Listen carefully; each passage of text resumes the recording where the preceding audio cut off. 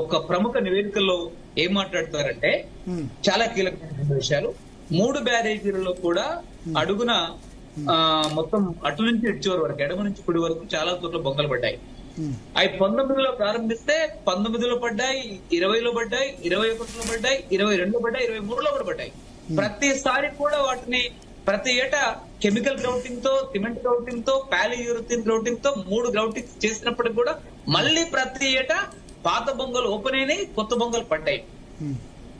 చివరికి 2023 అక్టోబర్ 21న మేడిగడ్డ 7వ బ్లాక్ లో 17 నుంచి 21 పిల్లల వరకు 6 అడుగులు కుంగిపోయాయి. దాదాపు 11 పియర్స్, 11 గేట్లు అడుగు నుంచి చివరి పై వరకు మొత్తంగా కొన్ని 6 అడుగులు కుంగిపోతే మరికొన్ని 1, 2, 3 అడుగులు ఇలా కుంగిపోయాయి. వాటన్నిటి గురించి ఏం కామెంట్ చేస్తుంది అంటే, మొదటి సంవత్సరంలోనే నేషనల్ డ్యామ్ సేఫ్టీ అథారిటీ నివేదికలో 2019లోనే రాఫ్ట్, ఆఫ్రాన్ మొత్తం కొట్టుకుపోయాయి.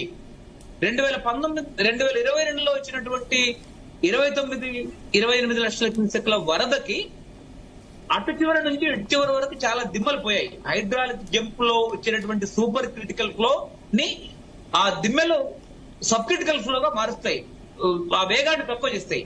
అయితే మీరు ప్రాజెక్టు నిర్మించినటువంటి క్రమంలో అంతులేని అవినీతి, భారీ అవినీతి చేసుకునేటువంటి లక్ష్యంతో వేగవంతమైనటువంటి నిర్మాణం 2.5 సంవత్సరాలు 3 సంవత్సరాల్లో 3 బ్యారేజీలు పూర్తి చేయాలనే లక్ష్యంతో చేసేటువంటి క్రమంలో అది ఫ్లోటింగ్ స్ట్రక్చర్ కాస్త రిజిడ్ స్ట్రక్చర్ గా మారింది. పునాది 4 మీటర్లు మాత్రమే. ఆ సూపర్ క్రిటికల్ ఫ్లో భారీ వరదలు వచ్చినటువంటి సందర్భంలో ఏదైతే దిమ్మెలను ఢీకొని, దిమ్మెలను కూడా శాటిలైట్ ఇమేజెస్ లో దిమ్మలు కూడా అటు చివరి నుంచి ఇటు చివరి వరకు 3 బ్యారేజీలు తుడిచిపెట్టుకుపోయాయి. ఆ దిమ్మెల కింద ఉన్నటువంటి ఇసుకని కోసుకొని దాదాపు 4 మీటర్ల వరకు కూడా అటు నుంచి ఇటు చివరి వరకు గోదావరి కుడిగట్టు నుంచి ఎడమగట్టు వరకు తీవ్రమైనటువంటి భారీ ఎత్తున గొయ్యిగా మారింది. ఆ గొయ్యిలోకి పునాదిలో ఉండేటువంటి ఇసుక కిందికి రావడం వల్ల ఏ బ్యారేజ్ అయినా 10 అడుగుల కంటే ఎక్కువ ఉండరాదు. మన ధవళేశ్వరం బ్యారేజ్ కానీ, ప్రకాశం బ్యారేజ్ కానీ 2 టీఎంసీల కంటే ఎక్కువ దానిలో నీళ్లు నిల్వ చేయరు. బ్యారేజీ 10 అడుగుల కంటే ఎక్కువ ఉండదు. కానీ ఇక్కడికి వచ్చేసరికి 10 మీటర్లు ప్రతి బ్యారేజీ ఎత్తుంది. అంటే 10 మీటర్ల ఎత్తున నీళ్లు నిల్వ చేశారు. సుమారు 30 అడుగుల ఎత్తున ప్రాజెక్టులో నీళ్లు నిల్వ చేశారు. అన్న మేడిగడ్డలో 16 టీఎంసీలు, 8 రెట్లు ఎక్కువ. అన్నారంలో 10 టీఎంసీలు, 5 రెట్లు ఎక్కువ. కుందిళ్లలో 8.5 టీఎంసీలు, 4 రెట్లు ఎక్కువ బ్యారేజీలో నీళ్లు నిలపడం వల్ల ఆ ఇసుక సందుల్లోంచి నీరు సీపేజ్ బాగా అధిక ఒత్తిడి వల్ల నీళ్లు నిలపడం వల్ల సీపేజ్ అయిపోయి బ్యారేజీ అడుగు నుంచి మొత్తం భారీ గుహలు, భారీ బోయారాలు, భారీ నానోప్రాడ్ లాంటి భారీ రంధ్రాలు పడి మొత్తం దాదాపు పునాది అడుగున మేడిగడ్డ లాంటివి అసెంబ్లీ ఎన్నికలకు కొద్ది రోజుల ముందు మాత్రమే చెప్పింది. ఇంకోటి కన్నెపల్లి నుంచి నీళ్లు ఎత్తిపోయాలని చెప్పేసి హరీష్ రావు, కేటీఆర్, కేసీఆర్ బృందం అంతా కూడా చాలా గట్టిగా మాట్లాడుతుంది. నిజంగా ఇది సాధ్యం కాదు. ఒక చుక్క నీరు మేడిగడ్డ అన్నారం సుద్దిలో నిలిపినా ఆ బ్యారేజీలు ఉండవు. ఆ బ్యారేజీలు పునర్నిర్మాణం చేయకుండా మేడిగడ్డలో 11 బ్లాక్ మొత్తంగా అడుగు నుండి పై వరకు కూల్చకుండా ఆ బ్యారేజ్ వినియోగించకూడదు. ఆ కూల్చే సందర్భంలో 6వ బ్లాక్ గాని 8వ బ్లాక్ గాని వెంట్రుక వాస్తి నష్టం జరిగినా ఆ బ్లాక్ లో ఉన్నటువంటి పియర్స్ మొత్తం కూల్చాలి. ఒకవేళ మీరు మేడిగడ్డ అత్యంత కీలకమైన విషయం, మేడిగడ్డ 7వ బ్లాక్ లో ఉండేటువంటి 11 పియర్స్, 11 గేట్లు అడుగు నుంచి కూల్చి కొత్తగా నిర్మించినప్పటికీ కూడా మేడిగడ్డలో ఉండే మిగతా బ్లాక్లు, అన్నారం సుందిలలో ఉండే మిగతా బ్లాక్లు మేడిగడ్డ 7వ బ్లాక్ లాగానే మొత్తం కుంగిపోదు అనే గ్యారెంటీ లేదు. చాలా కీలకమైనటువంటి ఎన్టీఎస్సీ రిపోర్ట్ లో మరో కీలకమైన విషయం ఏంటంటే, డిజైన్ కు తగ్గట్టు నిర్మాణం లేదు, నిర్మాణానికి తగ్గట్టు మెయింటెనెన్స్, దాని మెయింటెనెన్స్ కానీ మిగతా ఆపరేషన్ కానీ లేదు, ఆపరేషన్ కానీ మెయింటెనెన్స్ కానీ లేదు. అంటే డిజైన్ కి తగ్గట్టు నిర్మాణము, నిర్మాణానికి తగ్గట్టు ఆపరేషన్ అండ్ మెయింటెనెన్స్ లేదు. Mohan Reddy Medigadda engineer, Medigadda executive engineer 2019లో ప్రారంభించిన సంవత్సరం రోజులే వచ్చినటువంటి వరదలకి పునాది అడుగు భాగంలో అత్యంత ప్రమాదకరమైనటువంటి విషయాలు డిస్ట్రెస్ అంటే మేడిగడ్డ పునాదిలో తలెత్తాయి. వాటిని వెంటనే రెక్టిఫై చేయాలి, సవరించాలి, బాగు చేయాలి అని చెప్పేసి ఒక లేఖ కూడా రాశారు. అలాంటి ఇంజనీర్స్ మళ్ళీ పాలమూరు రంగారెడ్డి ఎస్సీగా కూడా వారిని కొనసాగించారు. ఆ లేఖను మోహన్ రెడ్డి గారు ఈ రాసినటువంటి లేఖని, అనేక మంది ఇంజనీర్లు రాసినటువంటి లేఖల్ని కేసీఆర్ ప్రభుత్వం పరిచయం పెట్టింది. ఈ రోజు కనుక కన్నెపల్లి పంప్ హౌస్ నుంచి 3 బ్యారేజీలను కనుక వినియోగిస్తే 3 బ్యారేజీలు పనికి రాకుండా పోతాయి. అత్యంత కీలకమైనటువంటి కరువు సమయంలో 3 బ్యారేజీలు కూడా పనికి రాకుండా పోతాయి. 3 బ్యారేజీలు పనికి రాకుండా పోతాయి. ఇక్కడ చాలా కీలకమైన విషయం భరత్ గారు, మరో కీలకమైన విషయం, 3 బ్యారేజీలలో అంతులేనటువంటి అవినీతి వల్ల ఆ 3 బ్యారేజీలు నాశనం అయిపోయి ఈ కరువుకు బీఆర్ఎస్ కారణం. ఈ 3 బ్యారేజీలని కేసీఆర్ 3.5 ఏళ్లలో, అంటే కేవలం 2.5 ఏళ్లలో 3 ఏళ్లలో నిర్మించారు. కేవలం కాంగ్రెస్ గవర్నమెంట్ 2.5 ఏళ్లలో ఒక తుమ్మిడియేటి బ్యారేజ్ నిర్మించలేదు. ఈ రోజు తుమ్మిడియేటి బ్యారేజ్ కనుక నిర్మించి ఉంటే కృష్ణాలో ఎక్కడా వాటర్ లేవు. రెండవది అప్పర్ గోదావరిలో వాటర్ లేవు. మూడవది మధ్య గోదావరిలో వాటర్ లేవు. 4 ఇంకెక్కడ ఉప ట్రిబ్యునల్స్ లో కూడా వాటర్ లేవు ఎక్కడ కూడా. ఈరోజు కేవలం ప్రాణహిత నది. కానీ ఇప్పుడు మరి రిటైర్డ్ ఇంజనీర్స్, విశ్రాంత ఇంజనీర్ల సంఘం లిఫ్ట్ చేయొచ్చు, ఏం కాదని చెప్తున్నారు. నీళ్లు చాలా అబద్ధం. అది బీఆర్ఎస్ వాదనతో మాట్లాడడం. నిజంగా విశ్రాంత ఇంజనీర్లను నేను సవాల్ చేస్తున్నాను. ఎన్డీఎస్ఏ నివేదిక కన్నెపల్లి పంప్ హౌస్ నుంచి, మేడిగడ్డ నుంచి, సోర్స్ నుంచి ఎత్తిపోయామని చెప్పిందా? ఇవాళ నేను ఇంజనీర్ల, విశ్రాంత ఇంజనీర్లు సవాల్ చేస్తున్నాను. నేనే రాజకీయ పార్టీకి చెందినవాడిని కాదు. నేను ఇండిపెండెంట్ పరిశోధకుడిని. తెలంగాణ ప్రాజెక్టుల్లో జరుగుతున్నటువంటి దోపిడీని ప్రజలకి తెలియజేయాలనే లక్ష్యంతో 25 సంవత్సరాలుగా నీటిపారుదల రంగంలో పనిచేస్తున్నటువంటి ఒక స్వతంత్ర విశ్లేషకుడిని, స్వతంత్ర పరిశోధకుడిని. ఈ రోజు ఎన్డీఎస్ఏ నివేదిక. కానీ ఇప్పుడు శ్యామ్ ప్రసాద్ రెడ్డి ఆయన ఏం చెప్తున్నారంటే, నేను మేడిగడ్డ ప్రాజెక్టు నేనే వ్యతిరేకించే, గతంలో వద్దు అని చెప్పాను కానీ కట్టేశారు, అయిపోయింది. ఇప్పుడు అయిపోయిన తర్వాత ఇప్పుడు వేరే మార్గం లేదు, ఇప్పుడు లిఫ్ట్ చేయొచ్చు, ఇబ్బంది ఏం లేదు అని అంటారు శ్యామ్ ప్రసాద్ రెడ్డి. శ్యామ్ ప్రసాద్ రెడ్డి గారు అది వారికి సంబంధించినటువంటి దాన్ని లోతుగా ఆలోచించాలి. గతంలో కేసీఆర్ గారితో చాలా సుదీర్ఘంగా పనిచేశారు.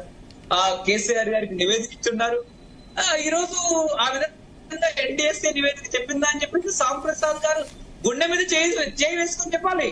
ఎన్డీఎస్ఏ నివేదిక 3 బ్యారేజీలను వినియోగిస్తే కనుక అత్యంత ప్రమాదం. అది అంటే రేవంత్ రెడ్డి గారు చెప్తున్నటువంటి భద్రాచలం మునిగిపోయేంత పరిస్థితి ఏం లేదు. 29 లక్షల క్యూసెక్ల నీళ్ళేమి రావడం లేదు. అది కొద్దిగా అతిశయోక్తి. కానీ ఈ రోజు 2.5 ఏళ్లలో ఉత్తమ్ కుమార్ రెడ్డి గారి కానీ కాంగ్రెస్ రేవంత్ రెడ్డి ప్రభుత్వం తుమ్మిడిఎట్టి ప్రాజెక్టు 148 మీటర్ల ఎత్తున కేసీఆర్ గవర్నమెంట్ దేవేంద్ర ఫడ్నవీస్ తో ఒప్పందం చేసుకున్నారు. 155 మీటర్ల ఎత్తుకు కింద పునాది వేసుకొని ఇమ్మీడియట్ గా స్టార్ట్ చేసి కనుక ఉంటే ఈ 2.5 ఏళ్లలో ప్రాజెక్టు బ్యారేజ్ పూర్తయ్యేది. తెలంగాణ కరువు కొంతైనా నివారించబడేది. ఈ రోజు బీఆర్ఎస్ ఘోరమైన అవినీతి నిర్లక్ష్యం, 3 బ్యారేజీలు కొలాప్స్ కావడం, ఈ 2.5 ఏళ్లలో కాంగ్రెస్ పార్టీ ఘోరమైనటువంటి నిర్లక్ష్యం, తుమ్మిడిని నిర్మించకపోవడం అనేటటువంటిది ఈ రెండు పార్టీలే తెలంగాణ రాష్ట్రంలో సంభవించినటువంటి 2.5 ఏళ్లలో రిపేర్ చేసినా ఏం కాదంటారా? 2.5 years లో రిపేర్ చేయాల్సి ఉండేనా, లేకపోతే తుమ్మిడిఎట్టి కొత్తగా కట్టాల్సి ఉండేనా?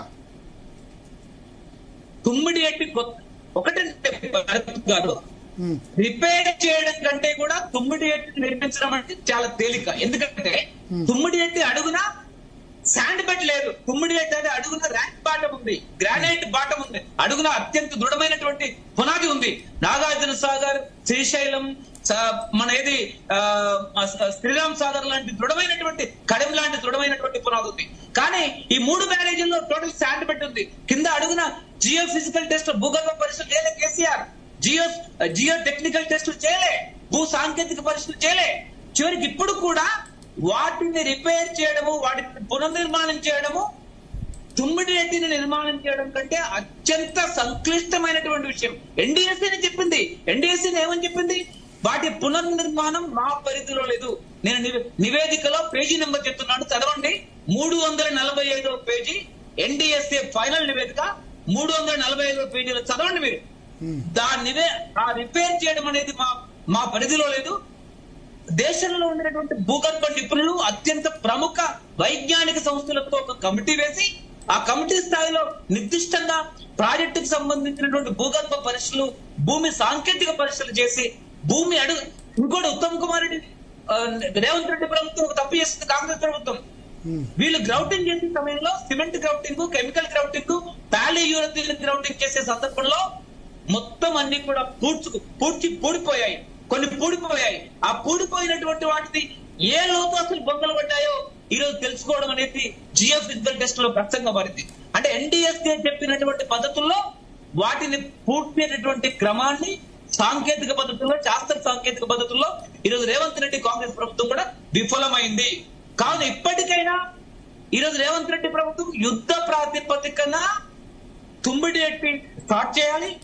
తుమ్మిడిఎట్టి 2.5 సంవత్సరాల్లో పూర్తి చేయడానికి బ్రహ్మాండమైనటువంటి అవకాశం ఉంది.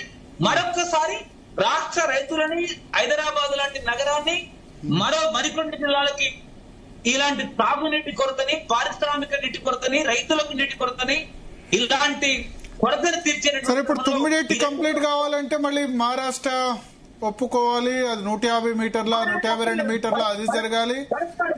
తర్వాత చాప్రాల అభయారణ్యం ఉంది. ఇప్పుడు ఈ ఇయర్ సొల్యూషన్ ఏముందా? ఇప్పుడు ఎల్నినో ఇప్పుడు ఉంది కాబట్టి ఈ ఇయర్ ఖరీఫ్ కు, రబీకి ఏమైనా సొల్యూషన్ ఉందా? అంటే ఈ రోజు ఒక పని సూటిగా వస్తాను కిక్. మహారాష్ట్ర ప్రభుత్వం అంగీకారం అవసరం లేదు. 148 మీటర్ల ఎత్తున ప్రాజెక్టు నిర్మించుకొని ఏదైతే 148 మీటర్లకు తగ్గట్టుగా 4 మీటర్లు ఇప్పుడున్నటువంటి 70 కిలోమీటర్ల కాలువ పూర్తి అయిపోయింది. సుమారు 1722 కోట్ల రూపాయలు కాలువకు, 2 టీఎంసీల కాలువకు డబ్బులు వెచ్చించారు. ఆ కాలువను లోతు వెడల్పు చేసుకుంటే సరిపోద్ది. హనుమంతరావు గారు చెప్పినట్టు, హనుమంతరావు గారు చెప్పినట్టు, లేదా అనేక మంది ఇంజనీర్లు చెప్పినట్టు. రెండోది చాలా కీలకమైనటువంటి విషయం, ఇప్పటికిప్పుడు తుమ్మిడిఎట్టి వద్ద బ్యారేజ్ నిర్మాణం ఏ మేరకైనా ప్రారంభిస్తే, ఆ లోతు కనుక తీసుకుంటే, మనం ఎల్లంపల్లికి అనుసంధానిస్తే వీలైనంత వేగంగా తుమ్మిడిఎట్టి నుంచి 1,30,000 క్యూసెక్ల నీళ్ళు ఏదైతే ప్రాణహిత నది నుంచి పోతుందో దాన్ని తరలించడానికి మేడిగడ్డ, అన్నారం, సుద్దిల్ల కంటే ఎక్కువ పాజిబిలిటీ ఉంది. ఇంకోటి హరీష్ రావు ఇంకో తప్పుడు వాదన వాదిస్తున్నారు. గేట్లు ఎన్డీఎస్ఏ ఏం చెప్పిందంటే గేట్లు ఎప్పుడు ఓపెన్ చేయాలి అని చెప్పింది. గేట్లు ఓపెన్ చేసి ఉండగానే మనం నీళ్లు ఎత్తిపోయేద్దని చెప్పేసి హరీష్ రావు, కేటీఆర్ ఒక తప్పుడు వాదన వాదిస్తారు. గేట్లు ఎత్తిపోసిన నీళ్ళన్నీ మళ్ళీ కిందకి వెళ్ళిపోతాయండి. అక్కడ నీళ్ళు ఎక్కడ ఉంటాయి? పైకి ఎత్తిపోయడానికి, ఎల్లంపల్లికి ఎత్తిపోయడానికి అక్కడ అవకాశం లేదు. కానీ ఇక్కడ తుమ్మిడిఎట్టి వద్ద నీళ్లు ఎత్తిపోతే పైనుంచి కిందకు వచ్చేది ఏముండదు. తుమ్మిడిఎట్టి వద్ద 100 మీల్సీ లెవెల్ 148, మైలారం దగ్గర 138, అంటే 10 మీటర్ల ఫాల్ డౌన్ ఉంటుంది. గ్రావిటీ ద్వారా వెళ్ళిపోతాయి. రెండవది ఎల్లంపల్లి వరకు కేవలం 19 మీటర్స్ లిఫ్ట్ పెడితే ఎల్లంపల్లిలో పడతాయి. అదే మేడిగడ్డ నుంచి ఎల్లంపల్లికి నీళ్లు రావాలంటే 128 మీటర్ల నీళ్లు ఎత్తిపోయారండి. భరత్ గారు 128 మీటర్ల నీళ్లు ఎత్తిపోయాలి. ఎక్కడ గేట్లు ఫ్రీ ఫ్లో ఓపెన్ చేస్తే ఒక చుక్క కూడా నీళ్ళు ఎత్తిపోయడానికి అవకాశం లేదు. ఎన్డీఎస్ఏ ఫ్రీ ఫ్లో పెట్టబడుతుంది. ఫ్రీ ఫ్లో పెడితే నీళ్లు కిందకి ఎత్తిపోతాయి. వీళ్ళు ఫ్రీ ఫ్లో పెట్టగా కూడా ఎత్తిపోయేదని చెప్తున్నారు. అలా ఎత్తిపోయడం. సో మీ ఉద్దేశం అసలు మేడిగడ్డ, అన్నారం, సుందిల్లో రిపేర్ కూడా అవసరం లేదు, తుమ్మిడిగట్టే కట్టేస్తే చాలు అంతే. అవి రిపేర్ చేయాల్సిన అవసరం లేదు. రిపేర్ చేయడం అనేటువంటిది చాలా అత్యంత కష్టసాధ్యమైన విషయం. రిపేర్ చేసినా కూడా మేడిగడ్డ లాగా 3 బ్యారేజీలలో ఉన్నటువంటి ఏ బ్లాక్, ఏ పియర్ కుంగిపోదు. అంటే అడుగున మొత్తం అటు చివరి నుంచి ఇటు చివరి వరకు బోయారాలు పడ్డాయి. పెద్ద క్యావిటీస్, నానో కార్ అంతకంటే పెద్ద రంధ్రాలు పడ్డాయి. ఆ రంధ్రాలు ఎన్నిసార్లు పూడ్చినప్పటికీ కూడా మళ్ళీ ఓపెన్ అవుతున్నాయి, కొత్త రంధ్రాలు పడుతున్నాయి. అంటే బేసిక్ ఫ్లోటింగ్ స్ట్రక్చర్ గా ఉండాల్సినటువంటి 3 బ్యారేజీలు నిర్మాణ క్రమంలో అనుసరించినటువంటి వేగము, తప్పుడు పద్ధతి, నాణ్యతా ప్రమాణాలు లేకపోవడం, ఇంజనీర్ల యొక్క సలహాలు పాటించకపోవడం వల్ల అవి రిజిడ్ స్ట్రక్చర్ గా మారిపోయాయి, కఠినమైనటువంటి స్ట్రక్చర్ గా మారిపోయాయి. అన్ని బ్యారేజీల్లో కూడా 2 టీఎంసీల కంటే ఎక్కువ నీళ్లు నిలిపారు. ఎక్కువ నీళ్లు నిలిపేటటువంటి క్రమంలో ఆ super critical flow, sub critical flow గా నీటి వేగం తగ్గకుండా భూమిని దిమ్మెలను గుద్దుకోవడం వల్ల ఆ దిమ్మెలన్నీ పూర్తిగా ఎగిరిపోయి శాండ్ ను మనం గుద్దుకోవడం వల్ల 4 మీటర్ల పునాది అయితే 8 మీటర్ల కంటే ఎక్కువ లోతుకు అటు చివరి నుంచి ఇటు చివరి వరకు పెద్ద గొయ్యలు పడ్డాయి. ఆ గొయ్యలోకి పునాది అడుగుల కింద ఉండేటువంటి పునాది అడుగున ఉండేటటువంటి ఇసుక మొత్తం వచ్చేసింది. ఎక్కడ బొంగలు ఉన్నాయో తెలియదు. ఆ బొంగ పూడ్చడమా లేదో సాధ్యమా కూడా తెలియదు. ఒకవేళ పూడ్చినా కూడా అది మొత్తం మేడిగడ్డలాగా కుంగుద్దా కుంగదా అనేది తెలియదు. Very unexpected. ఓకే రమణ, ఒకసారి రమణ గారిని అడుగుదాం. రమణ గారు సార్